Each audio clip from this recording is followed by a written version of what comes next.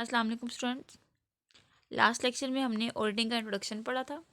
आज का हमारा जो फर्स्ट क्वेश्चन है वो होगा what is auditing and what are the characteristics of auditing. ठीक है, तो कैरेक्टरिस्टिक्स ऑफ ऑडिटिंग यानी फीचर्स भी आ सकती हैं इसमें, इसकी जो है वो इम्पोर्टेंस भी आ सकती है। तो डेफिनेशन और इंट्रोडक्शन जो हमने पिछले लेक्चर में पढ़ा था वो ही हम लोगों ने यहाँ पे करना है। इसके अलावा हमारे पास इनकी जो है वो कैरेक्टरिस्टिक्स आ रही है। So the main features of characteristics of auditing for as follows, यानी कि जो characteristics हैं वो नीचे बताई गई। सबसे पहले इंडिपेंडेंट एग्जामिनेशन। ठीक है, इंडिपेंडेंट एग्जामिनेशन से मुराद क्या होता है? हमने डेफिनेशन पढ़ी थी, auditing is an examination of the accounting records by the qualified and independent person.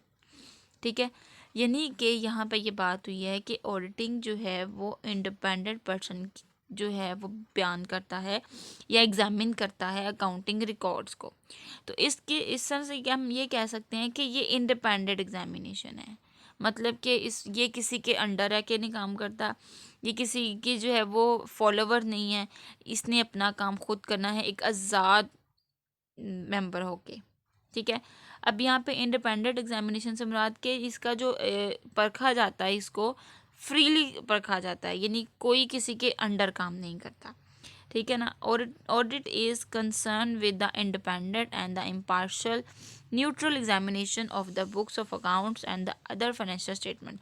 जैसे कि हम लोगों ने पढ़ा था कि जो ऑडिटिंग होती है उसमें जो पर्सन ऑडिटिंग ऑडिट करता है उसमें मैंने ये बताया था कि वो एक आज़ाद आदमी है, उसकी अपनी मर्ज़ी होगी फाइनेंशियल स्टेटमेंट्स को किस तरह से उसने देखना है, अकाउंट्स को किस तरह से देखना है, कैसे उसको मेंटेन करना है, ये वो अपनी मर्ज़ी से करता है। तो यहाँ पे ये बताया गया है कि ऑडिटर जो है, ऑडिटिंग जो है कंसर्न है किससे, आज़ादाना काम से कंसर्न है इसका, और न्यूट्रल है, मतलब कि ना नेगेटिव ना पॉजिटिव, बिल्कुल न्यूट्रल होकर काम करता है। Auditor must be independent in fact and appearance. ठीक है ना, हकायक और ज़ाहरी बातों के लिहाज से जो ऑडिटर है वो इंडिपेंडेंट है। ठीक है, ये किसी का एम्प्लॉय नहीं है। ठीक है, he is not an employ, यानी कि किसी के अंडर रह के काम नहीं करता। जैसे कि मैंने आपको एग्जांपल दी थी कि जिस तरह से विजिट वाले आके अगर हमारे कॉलेज को देखते हैं तो वो किसी के अंडर रह के काम नहीं करते, ना ही वो कॉलेज के एम्प्लॉई हैं, ना ही जो है वो कॉलेज के अंडर रह के काम करते हैं। वो एक आज़ाद पर्सन है जो आके सिर्फ काम को चेक करते हैं कि किस तरह से ये काम हो रहे हैं। उसके बाद हमारे पास competent qualified person. Competent qualified person यानी कि एक आदमी ऐसा होता है, ये क्वालिफाइड पर्सन, क्वालिफाइड किसका होना चाहिए, उसको सीए करना चाहिए। सीए मतलब चार्टर्ड अकाउंटेंट। तो जो बंदा सीए करता है, यानी क्वालिफिकेशन के हिसाब से जो है हम बात करेंगे कि ऑडिटिंग में जो पर्सन होता है उसने क्वालिफाइड होता है वो सीए का। एन इंडिपेंडेंट कॉम्पिटेंट इंडिविजुअल और ग्रुप, यानी कि अकेला ग्रुप, इनके फर्दन बंदे भी हो सकते हैं, ज़्यादा बंदे भी हो सकते हैं, एक बंदा भी हो सकता है। Of a persons can only do the audit, वो ऑडिट कर सकते हैं। A person who possess the prescribed qualified and who is totally independent for the client will be deemed as competent. मतलब यहाँ पे ये बात हो रही है कि वो एक इंडिपेंडेंट पर्सन है, एक उसकी प्रेस्क्राइब्ड क्वालिफिकेशन होती है, जो टोटली इंडिपेंडेंट होता है, आज़ाद होता है, किसी के अंडर रह के काम नहीं करता। फाइनेंशियल इंफॉर्मेशन, ये बात नाम से ही ज़ाहिर हो रही है कि ऑडिटिंग जो होती है वो फाइनेंशियल इंफॉर्मेशन की मालूमात के लिए होती है, बिजनेस कंसर्न से ये चीज़ जुड़ी होती है। The books of accounts are financial information provide data about the business, यानी कि ये बुक्स ऑफ अकाउंट से सारा का सारा डाटा देखता है किसका, फाइनेंशियल यानी मालियाती जितनी भी मालूमात है उनको देखता है। The auditor examine such information to test the validity of data. ठीक है, यानी कि डाटा को वैलिडिटी देखने के लिए, डाटा की वैलिडिटी देखने के लिए, वेरिफिकेशन करने के लिए जो है वो फाइनेंशियल इंफॉर्मेशन प्रोवाइड की जाती है। नेक्स्ट हमारे पास है प्रॉपर एविडेंस। प्रॉपर एविडेंस से क्या मुराद है, तो क्या हो गया,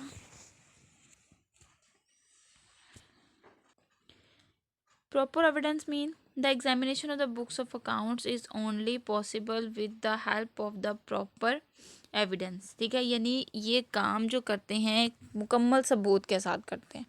यानी बुक्स एग्जामिनेशन होती है बुक्स की, बुक्स को परखा जाता है एक सबूत के बिहाफ पे। जैसे कि मैंने आपको बताया था कि अगर हम किसी के एसेट्स को या किसी की चीज़ों को जब चेक करेंगे या हम किसी की जो है वो किसी का डाटा चेक करेंगे तो हम सबसे पहले तो बुक्स ऑफ अकाउंट्स देखेंगे। बुक्स ऑफ अकाउंट देखने के अलावा हम वो रसीद लेकर आएंगे या वो रसीद देखेंगे जिस रसीद से ये एंट्री की गई है, क्योंकि जितनी भी ट्रांजैक्शंस होती हैं वो इनवॉइसेस या रिसीप्ट्स की बेस पर ही होती हैं। तो उन सब का प्रॉपर एविडेंस जो है वो हमारे पास आ जाता है। ठीक है, एक मुकम्मल सबूत जो होता है वो इंक्लूड होता है डॉक्यूमेंट्स पे। मतलब कि अगर कोई आके एसेट्स चेक करता है तो एसेट्स के डॉक्यूमेंट्स के दिखाएं कि ये आपके ही मलकियत में है या किसी और की मलकियत में है, तो उसकी मुकम्मल तौर पे उसकी मलकियत देखने के लिए हम डॉक्यूमेंट्स यानी कि रजिस्ट्री देखेंगे। इन्वाइसेस मतलब रसीदें देखेंगे। रसीट्स भी हमारे पास रसीद होती है, वो रसीद होती है जिनसे हम पैसा वसूल करते हैं। ठीक है, इन्वाइसेस कहते हैं बेसिकली जो जिन लोगों से हमने चीज़ उधार ख़रीदी होती है वो हमारे पास इन्वाइसेस कहलाती हैं। और रिसीप्ट्स मतलब जिनको उधार बेची होती है तो वो रिसीप्ट्स कहलाती हैं। Explanation of the other documents, और जितने भी डॉक्यूमेंट्स हैं उनकी एक्सप्लेनेशन जो है वो लेते हैं। यानी कि किसी भी काम को या किसी भी एंट्री को वो विदाउट इन्वाइसेस नहीं देखता। इसमें मिसाल हम ये ले लेते हैं कि अगर किसी की फ़ीस को देखना हो, किसने कितनी फ़ीस जमा करवाई है, तो बुक्स ऑफ अकाउंट्स के अलावा रसीदों को चेक किया जाता है। रसीदें जो होती हैं एक प्रॉपर सबूत होता है कि हाँ ये फ़ीस जमा करवाई हुई है। उसी भी यहाँ पे किसी भी ट्रांजैक्शन को अगर देखना होगा तो उसकी जो प्रॉपर एविडेंस है उसमें डॉक्यूमेंट्स और इन्वाइसेस और रसीट्स वगैरह शामिल है। वेरिफिकेशन से मुराद ये होता है कि जिसका भी हमारे पास डाटा मौजूद है आया वो सही है या गलत है, उसकी वेरिफिकेशन करना, उसको परखना जो है वो हमारे पास वेरिफिकेशन कहलाएगा। The examination of the books of accounts is an audit is not only to know their mathematical accuracy but also examine the value of asset ownership right, the existence of asset in the business and its freeness from any sort or charge of mortgage। यानी यहाँ पे ये बात हो रही है कि इसमें ना तो हमारे साथ जो है ये बात की जाती है कि एसेट की अगर वैल्यू भी अगर देखी जाएगी तो किसकी पोजेशन में वो है उसको हमने चेक करना है, उसकी ओनरशिप किसकी है। ठीक है, एसेट पे ओनरशिप किस पर्सन की है, उसके कॉपीराइट्स क्या हैं, कौन इस एसेट को मेंटेन कर रहा है, उस सारी वेरिफिकेशन जो है उसकी हम इसमें देखते हैं। यानी ऑडिट का एक और मकसद ये होता है, एक और इसकी खसूसियत ये है कि ये बुक्स ऑफ अकाउंट्स को वेरीफाई करती है अकॉर्डिंग टू देयर ओनरशिप। उसके बाद है safe guard function. Safe guard function से क्या मुराद है? सेफ गार्ड का मतलब होता है महफूज। तो ऑडिट करवाने से हम बुक्स ऑफ अकाउंट्स को देख लेते हैं जिससे शेयर होल्डर्स जो हैं वो मजबूती से जो है पूरे फंक्शंस के अंदर इन्वॉल्व हो जाते हैं। यानी कि उनको पता होता है कि हमारे पास जो है वो जितना भी हमें जो है जितनी डिटेल दी गई है उसके जितने भी ऑडिटिंग के अकाउंट्स हैं वो फुल टू फुल सेव हैं। ठीक है, and audit is an examination of the books of accounts. Audit acts as the safeguard on the behalf of proprietor whether and individual और group of the person. Proprietor मतलब वो person जिसने अपना पैसा invest किया हुआ है कारोबार में। तो जब मैं अगर किसी भी कंपनी में जो है वो जस्ट शेयर ख़रीदती हूँ, मैं कंपनी में इन्वॉल्व नहीं होती, लेकिन मैं अपने किसी पर्सन को बेचती हूँ कि जाके चेक करो कि बिज़नेस किस तरह से चल रहा है, तो वो मुझे सही जो है वो इन्फॉर्मेशन देगा। इस पॉइंट ऑफ व्यू से हमारे पास ये एक सेफ गार्ड बन जाता है। ठीक है, against careless spending or the fraud on the part of the proprietor against our servants in the realization and utilization of their money and assets। तो जितने भी प्रोप्राइटर यानी कि जो मालिक होते हैं, एजेंट्स होते हैं, जिन्होंने पैसा लगाया होता है, वो अपने मनी को या जितने भी उन्होंने एसेट ख़रीदे होते हैं उनको जो है वो तकरीबन उनके ऊपर उनका एक तहफ़्फ़ुज़ हो जाता है। Non profit organisation business besides the business organization, the scope of audit may be duly extended to the non-commercial organization. These organizations are working on promotion, art, sports and welfare of hospitals. मतलब कि non profit organisation से मुराद ये होता है कि कुछ ऐसे अदारे होते हैं जो मुनाफा कमाने के लिए काम नहीं करते लेकिन वेलफेयर के लिए काम करते हैं। तो ऐसे अदारों को फ़ंड दिया जाता है, कोई गवर्नमेंट फ़ंड दे देती है या कोई एनजीओ जो है वो फ़ंड दे देती है। तो इन सबको जो है वो इन्वॉल्व किया जाता है ताकि उन इदारों को चलाया जा सके। तो उनको भी जाके अब जिस इदारे को हम पैसा देंगे, लेट सपोज कि गवर्नमेंट अगर हॉस्पिटल बनवाती है तो हॉस्पिटल वालों को या कॉलेजेस वालों को जो है वो पैसा देती है, तो जाके चेक करना कि जिस मकसद के लिए पैसा दिया गया है क्या वो उसी काम के लिए यूज़ हो रहा है या किसी और काम के लिए यूज़ हो रहा है, कहीं कोई फ्रॉड तो नहीं हो रहा। तो ऑब्वियसली इसको ऑडिटिंग में ही देखा जाएगा। उसके बाद है आर्ट एंड साइंस। ये देखते हैं यहाँ से साइंस एंड आर्ट और साइंस या आर्ट, यानी कि हमारे पास ऑडिटिंग साइंस है या आर्ट है, उसके बारे में बात हो रही है। तो यहाँ पे देखा जाए कि सबसे पहले तो ऑडिट जो है वो हकायक को जानती है, यानी एक ख़ास मकसद होता है हकायक को जानने का।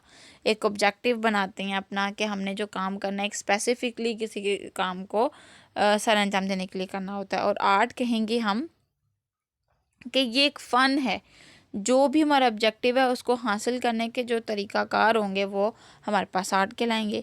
तो कह सकते हैं audit is not only the science but also an art, कि ये ना सिर्फ साइंस है बल्कि ये आर्ट भी है। It is the science because it has the certain specific object with which have to be achieved. It is an art because there is guide us to how to achieve those objective, कि किस तरह से हमने उन objectives को clear करना है। ठीक है, तो ऑब्जेक्टिव्स को क्लियर करने के लिए हम कह सकते हैं कि ये एक तरफ तो साइंस है और दूसरी तरफ ये आर्ट है। नेक्स्ट है इंडिपेंडेंट ओपिनियन। इंडिपेंडेंट ओपिनियन से मुराद होता है आज़ादाना राय।